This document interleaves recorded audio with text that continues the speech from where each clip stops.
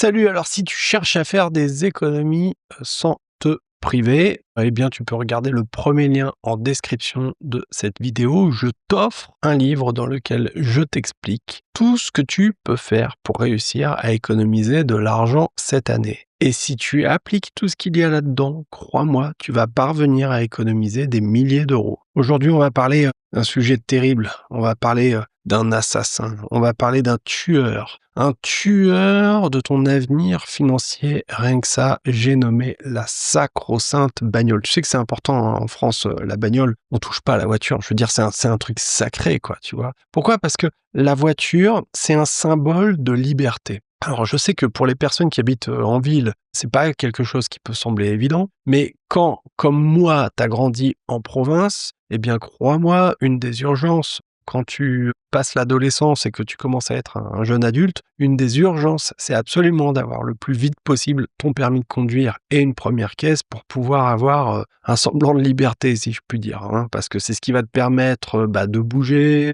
de te déplacer, d'aller trouver du taf, hein, voilà, parce que quand on veut travailler, eh bien, quand on n'a pas la voiture, c'est quasiment impossible, hein, quand on n'est pas dans les grandes villes, et c'est la raison pour laquelle on va parler de ça, parce que ils l'ont bien compris, les industriels et le gouvernement aussi. Et du coup, eh bien, comme ils savent qu'on est obligé d'avoir une bagnole, eh bien, ils vont tout faire pour nous pourrir la vie, tu vois, pour te pourrir la vie et essayer de te gratter un max de blé. C'est le principe, hein, en fait, hein, tu vois. C'est quand ils savent que tu as besoin de quelque chose et que tu peux pas t'en passer, eh ben, ils vont tout faire pour te taper sur la tronche et essayer de te gratter un max de fric. Voilà, tout simplement, c'est le principe, hein. Alors ça, tu peux le tourner à toutes les sauces, les amendes, les machins, etc., les radars. On le sait très bien hein, que les radars, ils sont pas positionnés pour la sécurité, hein. C'est pas l'objectif principal. L'objectif principal, c'est de rentrer un max de thunes, hein, tu vois.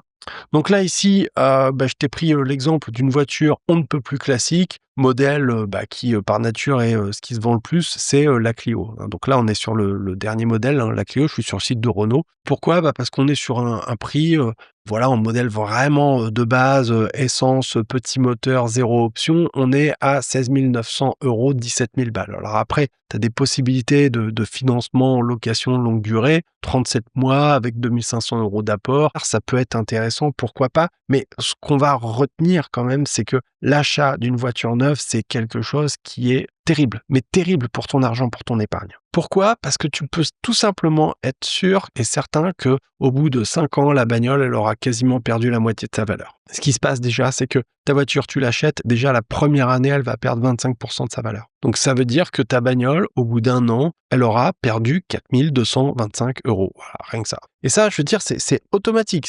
Tu sors de chez le concessionnaire, voilà, ta bagnole, elle a perdu 25%. C'est un truc de ouf. Entre l'année 2 et l'année 5, ta voiture va perdre environ, d'après les chiffres que j'ai, environ 12% par. Ça, c'est sur la valeur restante, hein, d'accord? Donc ça veut dire que tu vas avoir une perte moyenne supplémentaire d'environ 5 000 €, 5 074 d'après les calculs que j'ai fait. Donc ça fait un total de dépréciation de 9 299 €. Donc au bout de 5 ans, ta bagnole, elle vaudrait environ 7 600, peut-être un peu plus dans la réalité, mais l'idée c'est que ouais, t'as perdu 50% de ton truc, quoi, tu vois, voilà. Donc ce qu'il faut comprendre, c'est que acheter du neuf, eh bien, c'est exactement comme si tu payais un loyer invisible. Et ça, c'est juste avec la dépréciation. Et c'est comme si tu avais un abonnement Netflix, tu vois, qui te coûtait plusieurs centaines d'euros par mois. Et qu'en plus, cet abonnement, il était littéralement jeté par la fenêtre, voilà.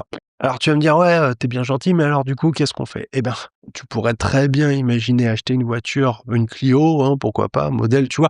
Pourquoi j'ai pris ce modèle-là? C'est parce que ça fait partie des 3 modèles les plus vendus en France, hein, tu vois. Donc, en termes de facilité à revendre, trouver des pièces, des garages, enfin, voilà, ça devrait pas être la croix et la bannière, quoi. Donc voilà, et pour le montant qu'elle vaudra dans 5 ans, tu pourrais très bien acheter une voiture équivalente qui a peut-être 2-3 ans et qui va te coûter à peu près le même prix. Tiens, regarde là, tu vois, je suis sur le Bon Coin, je suis en train de regarder une Clio de 2022, elle a 59 000 km, c'est pas grand-chose, essence, boîte manuelle, elle est à 9 900. Voilà. Bon, voilà, ça c'est des voitures, il n'y a pas grand-chose à dire. Ah, peut-être si un truc, c'est que c'est une voiture de société, donc normalement, voilà.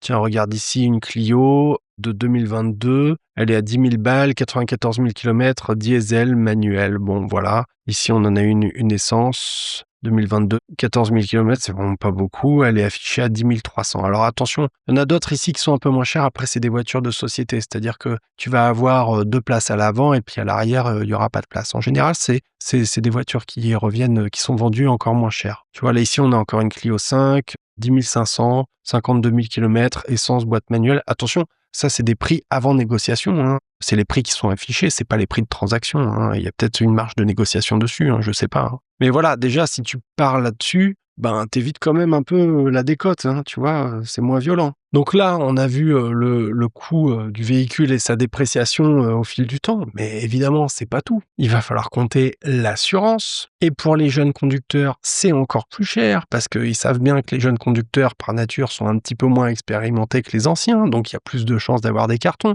Donc tarif moyen pour un jeune conducteur, aujourd'hui, on va être plus ou moins aux alentours de 1 300 € par an, en tout risque et avec surprime. Ensuite, avec l'expérience que tu vas accumuler et la décote qui va avec, hein, en décote progressive, on va être en année 1 à 1 600, l'année 2 1 400, l'année 3 1 300, l'année 4 1 200 et l'année 5 1 100. Donc, total sur 5 ans, on est à 6 600. Ça, c'est seulement pour l'assurance, 6 600. Maintenant, on va parler du carburant. Et on va partir sur du samplon 95, hein, d'accord, voilà. Donc, à date où je suis en train de faire cette vidéo, le prix du litre, il tourne à 1,70 à peu près. Donc voilà, hein, là, et on va parler du prix du carburant. Donc là, c'est une décomposition des prix des carburants. Ça date de 2024, ce graphique que j'ai trouvé. Donc, pour le samplon 95, eh bien, on voit que sur le prix du litre à 0,74, hein, septembre 2024, là, aujourd'hui, on est en août 2025, mais bon, les prix n'ont pas, il n'y a pas une si grande différence, hein. Donc, on va être à 0,50, bah, c'est le prix du carburant en lui-même, voilà. Après, on va avoir 0,25, ça va être la distribution, hein, pour acheminer le carburant, etc., le stocker, tout ça, tout ça. Et puis, bah, après, tout le reste, eh bien, c'est des taxes. C'est des taxes. C'est des taxes. C'est génial. C'est que on a la TVA sur le produit. Après, on a la TICPE. Et après, on a une TVA sur la TICPE. Donc, c'est génial. Les mecs, ils ont inventé les taxes sur les taxes. C'est magique. Donc, en fait, tu vois bien que là-dedans, s'il n'y avait pas de taxes, ton prix du carburant, il serait 1 € moins cher, en fait. À la grosse, hein, c'est à peu près ça. On paierait le litre de carburant 1 € moins cher. Donc, plus de la moitié du prix, eh bien, c'est le gouvernement qui se gave sur ta pomme. Bref, consommation d'une Clio essence, en cycle mixte, on est à peu près 5 litres 3 du sang, ce qui est peu, hein, c'est une vraiment faible consommation. Donc, si on estime environ 15 000 bornes par an, eh bien, ça va faire environ 1 351 € par an. Total sur 5 ans, 6 758 €. Faut compter que chaque plein, ça va être environ 50 € pour une quarantaine de litres. En plus de ça, il va falloir compter peut-être des révisions annuelles, hein, 150-200 € tout de même si voilà, c'est une voiture neuve. Après, peut-être que tu auras une couverture sur les premières années. Faudra peut-être revoir les pneus, hein, à un moment donné. 2 trains sur 5 ans, donc ça représente 800 €. Freins, batteries diverses, ça peut monter à 1 200 €, hein, au bout de 5 ans. Donc total sur 5 ans, ça peut être, je dis pas que ça va l'être, je dis ça peut être plus 3 200 €. Et en plus de ça, il va falloir penser au crédit parce que peut-être que tu vas devoir te financer. Donc en général, ça va être un montant financé qui sera de l'ordre de 80%. Donc on va dire 13 520 € financés, donc avec un taux moyen qui va être à 5,5, financement sur 5 ans, donc on va avoir des intérêts sur 5 ans qui seront de 1 975 €. Ajoutons à ça qu'il va falloir payer la carte grise, donc 250 €, ça dépend des régions, ça dépend de la voiture, etc. Mais ça, je te dis 250 €, c'est pour 5 chevaux fiscaux. Et il faudra compter également le contrôle technique pour l'année 4, ça va coûter 75 €. Il faudra compter également le parking, le stationnement, hein, si on est dans un endroit en ville. Donc ça peut être aux alentours de 600 balles par an. Voilà, donc sur 5 ans, ça fera 3000 balles, et encore, je suis gentil. Faudra prendre en compte les prunes, les amendes occasionnelles. Donc, il faut compter environ 500 € sur 5 ans. Et oui, je suis désolé, mais on en arrive à un niveau où il faut que tu te fasses un budget prune aujourd'hui, hein. C'est pas possible. Je veux dire, sinon, voilà. Si tu roules, tu as de fortes chances de te faire flasher à un moment donné si t'es pas, voilà. Enfin, faut vraiment utiliser à fond les limiteurs, etc.,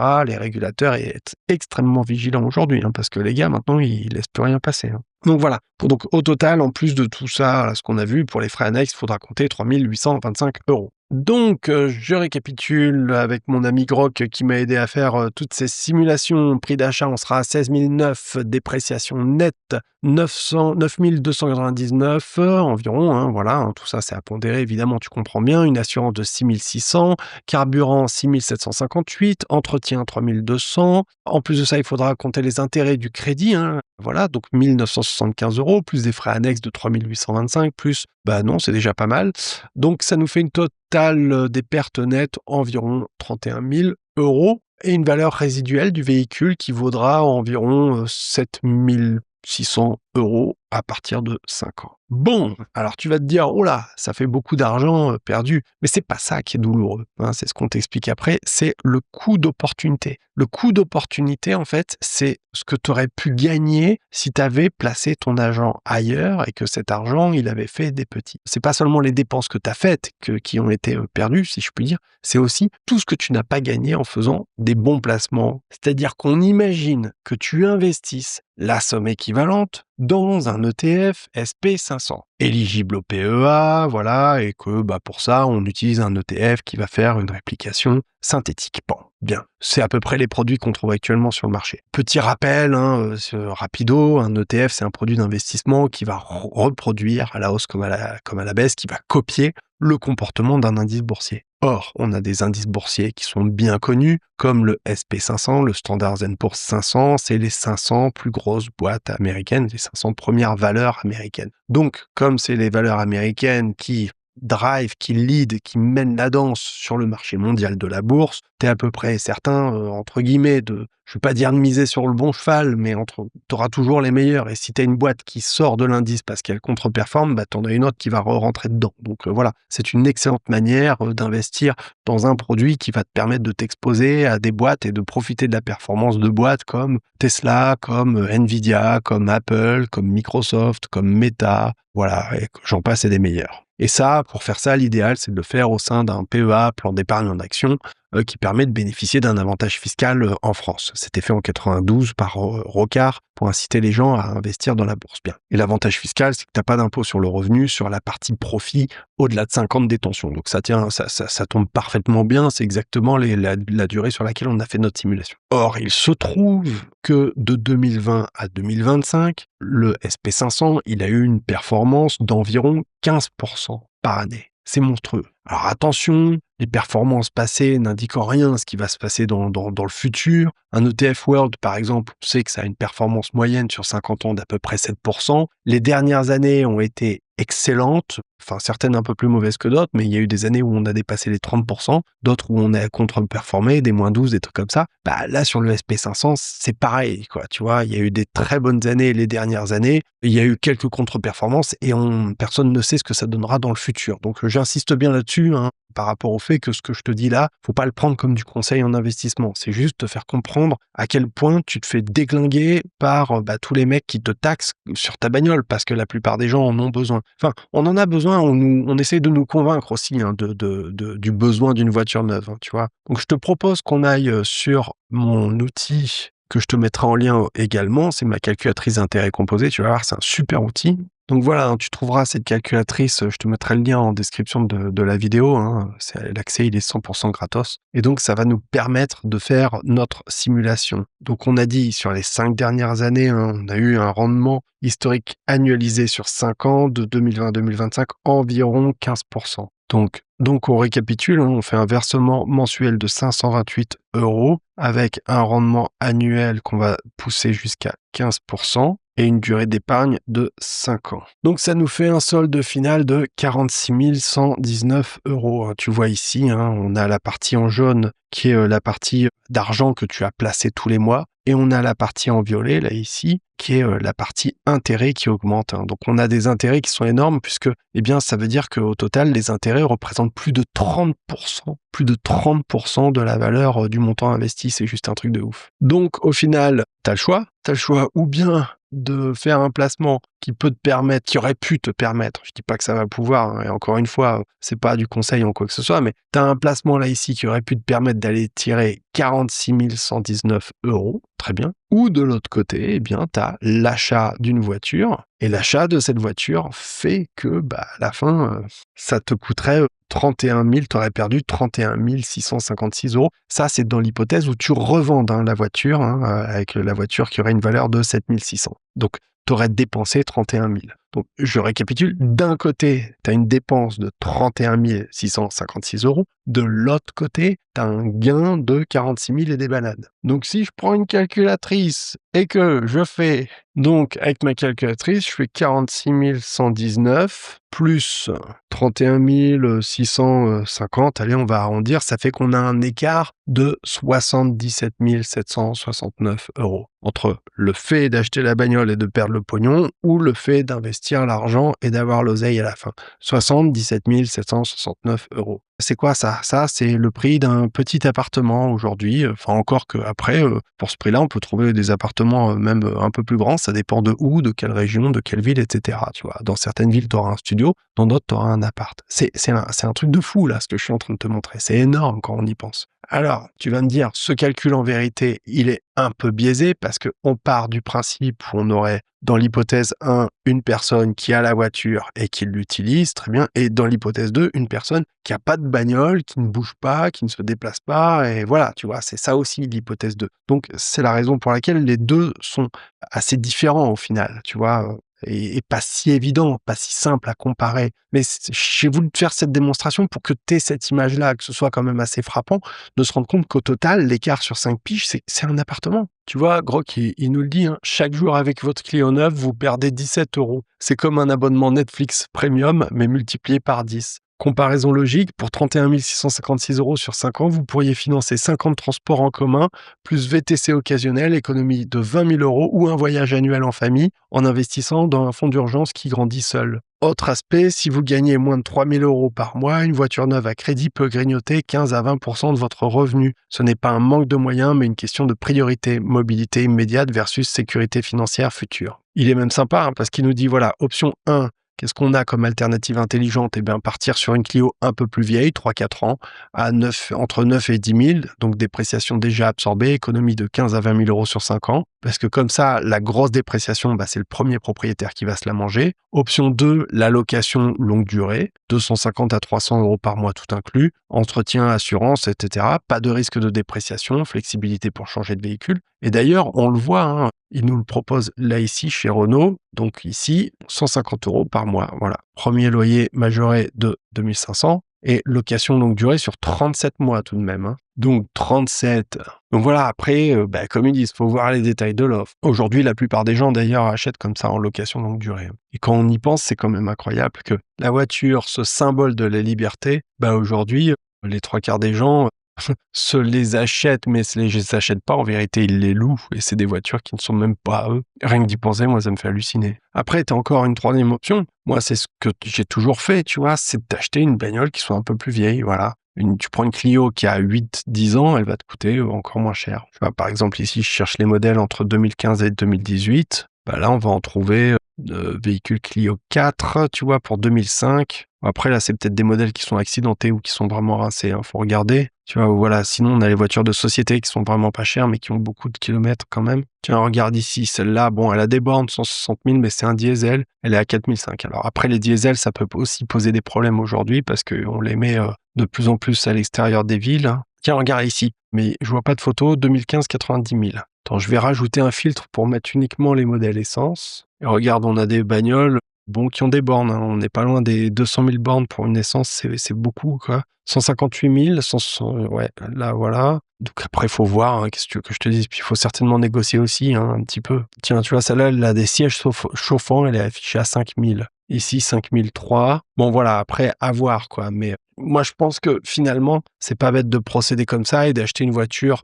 pas trop chère. Moi, pour tout te dire, là, en plus, j'ai pris l'exemple d'une Clio, mais si tu t'achètes une Dacia, une Sandero, c'est exactement les mêmes bagnoles, voilà, que les anciennes Clio. C'est des voitures qui marchent très bien. Moi, j'en ai une qui tournait au GPL, je l'ai utilisée pendant des années, j'en ai été ravi et ça a été vraiment facile à revendre et pas trop cher à maintenir en plus. Donc voilà, le but de cette vidéo, c'était pas de te dire qu'il faut pas avoir de bagnole, pas du tout, c'est de te faire prendre conscience de à quel point la voiture, c'est quelque chose qui nous ruine. Et si tu hésites encore entre acheter une voiture neuve et une voiture d'occasion et peut-être placer de l'argent un peu pour plus tard, pour sécuriser ta situation, ou avoir un peu d'oseille pour tes gamins, ou même simplement pour vous faire plaisir et mettre un peu de beurre dans les épinards, je viens de te montrer le genre de choses auxquelles il faut veiller parce que les conséquences sur ton budget, à long terme, elles sont terribles, terribles. Si tu veux faire des économies cette année, tu regardes le premier lien en description, je t'offre mon livre dans lequel je t'explique tout ce qu'il faut faire pour économiser des sous. Bonne journée, salut chez toi.